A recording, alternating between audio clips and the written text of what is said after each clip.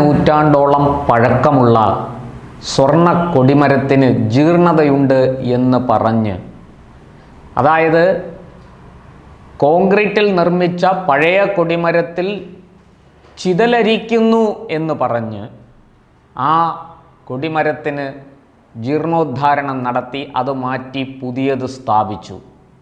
ശബരിമലയിലെ കാര്യമാണ് ഞാൻ പറഞ്ഞു വരുന്നത്. 2017 ശ്രീ പ്രയാർ ഗോപാലകൃഷ്ണൻ ദേവസ്വം ബോർഡ് പ്രസിഡന്റും അജയ് തറയിൽ ദേവസ്വം ഭരണസമിതി അംഗവുമായിരിക്കെ, കോൺഗ്രസ് ഭരണകാലത്താണ് ഇരുവരും ദേവസ്വം ബോർഡിൻ്റെ ചുമതല ഏൽക്കുന്നത് എന്ന് നമ്മൾ മനസ്സിലാക്കണം. അങ്ങനെ 2016 UDF സർക്കാർ പോയി, LDF സർക്കാർ വന്നപ്പോഴും ഇവരുടെ കാലാവധി തീരാത്തത് കൊണ്ട് ഇവർ ദേവസ്വം ബോർഡിൻ്റെ ചുമതല വഹിച്ചിരുന്നു, പ്രസിഡൻ്റായിട്ടും ഭരണസമിതി അംഗമായിട്ടും. ആ കാലയളവിൽ ആണ് ഈ പഴയ കൊടിമര ചിതലരിക്കുന്നു എന്ന് പറഞ്ഞ് ഇവർ മാറ്റി പുതിയ കൊടിമരം അവിടെ സ്ഥാപിച്ചത്.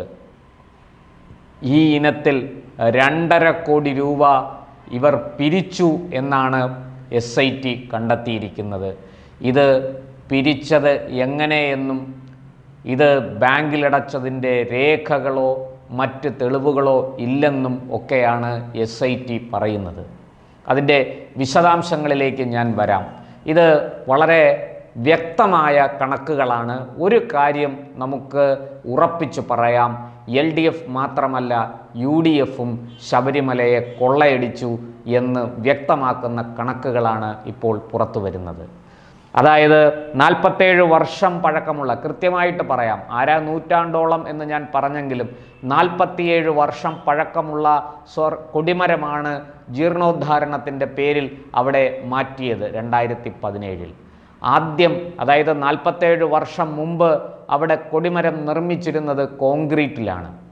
കോൺക്രീറ്റിൽ കൊടിമരം നിർമ്മിക്കുന്നത് തന്നെ ആചാരവിരുദ്ധമാണ്, അത് തെറ്റാണ്, ഒരു സംശയവുമില്ല. ഞാൻ അതിൻ്റെ സാങ്കേതികത്വത്തിലേക്കോ ആചാരപരമായ കാര്യങ്ങളിലേക്കോ ഇപ്പോൾ പോകുന്നില്ല. വളരെ വ്യക്തമായിട്ട് കൊടിമരം എങ്ങനെ നിർമ്മിക്കണം എന്ന് ഈ തന്ത്രസമുച്ചയം തുടങ്ങിയ ഗ്രന്ഥങ്ങളെ ആധാരമാക്കിക്കൊണ്ട് നമുക്ക് മനസ്സിലാക്കാവുന്നതേ ഉള്ളൂ. അതിരിക്കട്ടെ, അങ്ങനെ കോൺക്രീറ്റിൽ നിർമ്മിച്ച കൊടിമരം ചിതലരിക്കുന്നു എന്ന പേരിലാണ് അത് ജീർണോദ്ധാരണം നടത്തി മാറ്റിയിട്ട് പുതിയ കൊടിമരം അവിടെ സ്ഥാപിച്ചത്. ഈ പുതിയ കൊടിമരം മാറ്റി സ്ഥാപിക്കാനായിട്ട് ഹൈദരാബാദിൽ നിന്നും ഒരു വ്യവസായി സ്പോൺസറായിട്ട് വന്നു. ഈ കൊടിമരം ഇങ്ങനെ ചിതലരിച്ച് നശിച്ചു കൊണ്ടിരിക്കുകയാണെന്നും ഉടനെ മാറ്റണമെന്നും വെറുതെ പറയുകയല്ല ചെയ്തത്. ദേവസ്വം ബോർഡും തന്ത്രിയും ഒക്കെ ചേർന്ന് അവിടെ ദേവപ്രശ്നം നടത്തി. ദേവപ്രശ്നത്തിൻ്റെ അടിസ്ഥാനത്തിലാണ് ഈ കൊടിമരം മാറ്റാൻ തീരുമാനിച്ചത്. അതിന് ദേവഹിതം അനുകൂലമായിരുന്നു. എന്തായാലും അങ്ങനെ ഈ കൊടിമരം മാറ്റാൻ കളമൊരുങ്ങി. ആ കളമൊരുക്കിയതിൻ്റെ ഭാഗമായിട്ട് 2017 ഫെബ്രുവരി 17 പഴയ കൊടിമരം ആചാരവിധി പ്രകാരം പൊളിച്ചു മാറ്റി. ഇനി അതിനുശേഷം ചീഫ് എഞ്ചിനീയർ G. മുരളീകൃഷ്ണൻ കൊടിമരം സ്ഥാപിക്കാൻ തയ്യാറാക്കിയത് 3,20,30,000 രൂപയുടെ എസ്റ്റിമേറ്റാണ്. 3,20,30,000 രൂപയുടെ എസ്റ്റിമേറ്റ് ദേവസ്വം ബോർഡിൻ്റെ ചീഫ് എഞ്ചിനീയർ G. മുരളീകൃഷ്ണൻ തയ്യാറാക്കിയ എസ്റ്റിമേറ്റാണ്. ഇത് ഹൈദരാബാദ് ആസ്ഥാനമായ phoenix infrastructure India private limited എന്ന സ്ഥാപനത്തെ സമീപിച്ച് അവർ മുഴുവൻ തുകയും ദേവസ്വം ബോർഡിന് കൈമാറി. അവരായിരുന്നു ഇതിൻ്റെ സ്പോൺസർ. അങ്ങനെ 3,20,30,000 രൂപ കൊടിമരം മാറ്റി സ്ഥാപിക്കാൻ വേണ്ടിയിട്ട് ഇവർക്ക് ലഭിച്ചു. ആർക്ക്? തിരുവിതാംകൂർ ദേവസ്വം ബോർഡിന് ലഭിച്ചു. 2016 ഡിസംബർ 23 മുതൽ 4 തവണയായി ധനലക്ഷ്മി ബാങ്കിൽ ദേവസ്വം ബോർഡ് എക്സിക്യൂട്ടീവ് ഓഫീസറുടെ പേരിലുള്ള അക്കൗണ്ടിലേക്കാണ് പണം ഇവർ കൈമാറിയത് ഹൈദരാബാദ് ആസ്ഥാനമായ കമ്പനി, അതായത് phoenix infrastructure India private limited എന്ന കമ്പനി ഈ ദേവസ്വം എക്സിക്യൂട്ടീവ് ഓഫീസറുടെ പേരിലുള്ള അക്കൗണ്ടിലേക്ക് പണം കൈമാറി. ഇതൊക്കെ രേഖകളുണ്ട്, ഇതിനൊക്കെ തെളിവുണ്ട്. ഇനി ഇത് മറച്ചു വെച്ചുകൊണ്ട് ദേവസ്വം ബോർഡ് അധികൃതർ, അന്ന് കോൺഗ്രസ് നേതാവായിരുന്ന യശശരീരനായ പ്രയാർ ഗോപാലകൃഷ്ണനാണ് ദേവസ്വം ബോർഡ് പ്രസിഡന്റ്, തിരുവിതാംകൂർ ദേവസ്വം ബോർഡിൻ്റെ പ്രസിഡന്റ്. ഇന്ന് ജീവിച്ചിരിക്കുന്ന അജയ് തറയൽ, അദ്ദേഹം കോൺഗ്രസിൻ്റെ സമുന്നതനായ നേതാവാണ്. അദ്ദേഹം അന്ന് ഭരണസമിതി അംഗമായിരുന്നു. ഈ പ്രയാർ ഗോപാലകൃഷ്ണനും ബോർഡ് അംഗം അജയ് തറയിലും ചേർന്ന് ചലച്ചിത്ര താരങ്ങൾ അടക്കമുള്ളവരെ സമീപിച്ച് ശബരിമലയിലെ കൊടിമരം ജീർണോദ്ധാരണം നടത്തുകയാണ്, മാറ്റി സ്ഥാപിക്കുകയാണ്, സഹകരിക്കണം, സംഭാവന നൽകണം എന്നൊക്കെ പറഞ്ഞ് പിരിവ് ആരംഭിച്ചു. ഇത് ഞാൻ പറയുന്നതല്ല, SIT പറയുന്നതാണ്. ഇത് ഇന്നത്തെ വർത്തമാന പത്രങ്ങളിലൊക്കെ വാർത്തയായിട്ടുണ്ട്. അങ്ങനെ ഏതാണ്ട് 2.5 കോടിയിലധികം രൂപ പിരിച്ചതായിട്ടാണ് SIT കണ്ടെത്തിയിരിക്കുന്നത്. സ്പോൺസർ ഉണ്ടെന്നത് മറച്ചു വെച്ചായിരുന്നു ഈ പിരിവെന്ന് SIT അടിവരയിട്ട് പറയുന്നു. ഇനി ഈ തുക പിരിച്ചു, അതെന്തിന് ചെലവഴിച്ചു അറിയില്ല. അത് ബാങ്കിൽ അടച്ചോ അക്കൗണ്ടിലേക്കിട്ടോ ഇല്ല. ഇങ്ങനെ ഒന്നും ചെയ്തിട്ടില്ല.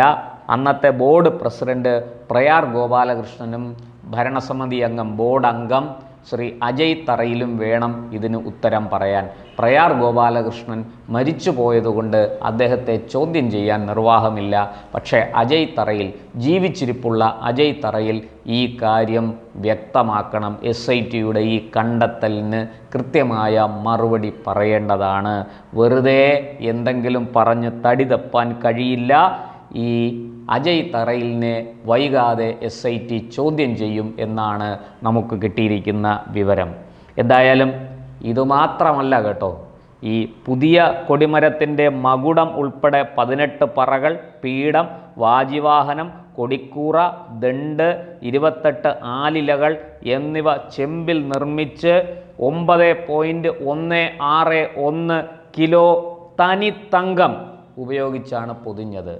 ഈ തങ്കം വാങ്ങിച്ചത് കൊച്ചിയിലെ കസ്റ്റംസ് ഓഫീസിൽ നിന്നാണ്. ദേവസ്വം ബോർഡ് നേരിട്ട് വാങ്ങുകയായിരുന്നു. ഇതിനെല്ലാം രേഖകളുണ്ട്. വാങ്ങിയതിൻ്റെ രേഖകൾ, ബില്ലടക്കമുള്ള കാര്യങ്ങളുണ്ട്. ഇത് വളരെ വ്യക്തമാണ്. പ്രതിഷ്ഠ നടക്കുമ്പോൾ ഇപ്പോഴുള്ള കൊടിമരത്തിന് മുകളിൽ ചെമ്പിൽ നിർമ്മിച്ച സ്വർണം പൂശിയ 28 ആലിലകൾ ഉണ്ടായിരുന്നു. എന്നാൽ ഇപ്പോൾ കൊടിമരത്തിൽ അവശേഷിക്കുന്നത് 13 എണ്ണമാണ്.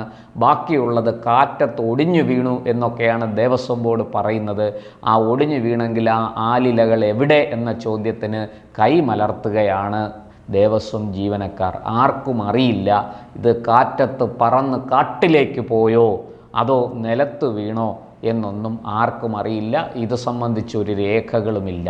ഇനി ഈ പഴയ കൊടിമരം ജീർണോദ്ധാരണം നടത്തിയപ്പോൾ അതിന് മുകളിലുണ്ടായിരുന്ന, സ്ഥാപിച്ചിരുന്ന പഞ്ചലോഹത്തിൽ നിർമ്മിച്ച വാജിവാഹനം, സ്വർണം പൊതിഞ്ഞ വാജിവാഹനമാണ് തന്ത്രി വീട്ടിലേക്ക് കൊണ്ടുപോയത്. അത് ഇപ്പോൾ ഇതാ SIT തന്ത്രിയുടെ വീട് പരിശോധിച്ച് കണ്ടെടുത്തിട്ടുണ്ട്.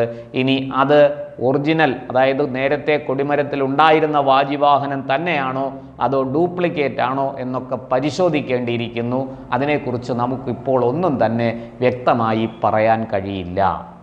എന്തായാലും അന്ന് ആ പഴയ കൊടിമരത്തിന് ചുറ്റും സ്ഥാപിച്ചിരുന്ന അഷ്ടദിക്പാലകന്മാരുടെ വിഗ്രഹങ്ങളടക്കം പലതും നഷ്ടപ്പെട്ടിരിക്കുന്നു. ഇതിനൊന്നും കൃത്യമായ ഉത്തരമില്ല. ഇത് അന്ന് 2017 ഭരണസമിതി, പ്രയാർ ഗോപാലകൃഷ്ണൻ പ്രസിഡന്റും അജയ് തറയിൽ ഭരണസമിതി അംഗവുമായിട്ടുള്ള ഒരു ബോർഡാണ് അന്ന് ഭരിച്ചിരുന്നതെന്ന് നമ്മൾ ഓർക്കണം. വളരെ കൃത്യമായിട്ട് LDFന് മാത്രമല്ല UDFനും ഈ സ്വർണ്ണക്കൊള്ളയിൽ പങ്കുണ്ട് എന്ന് സംശയിക്കത്തക്ക വിവരങ്ങളാണ് ഇപ്പോൾ പുറത്തു വരുന്നത്. എന്തായാലും പ്രയാർ രക്ഷപ്പെട്ടു. പക്ഷേ അജയ് തറയിൽ ജീവിച്ചിരിപ്പുണ്ട്.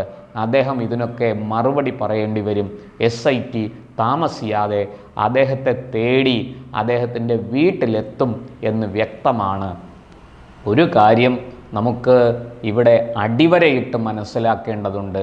കള്ളന്മാർ ആരാണെങ്കിലും ശരി, അവരെ അയ്യപ്പൻ വെറുതെ വിടില്ല. ഇടതനാണെങ്കിലും കൊള്ളാം, വലതനാണെങ്കിലും കൊള്ളാം, നിങ്ങൾക്ക് പിടി വീഴും എന്ന് ഉറപ്പാണ്.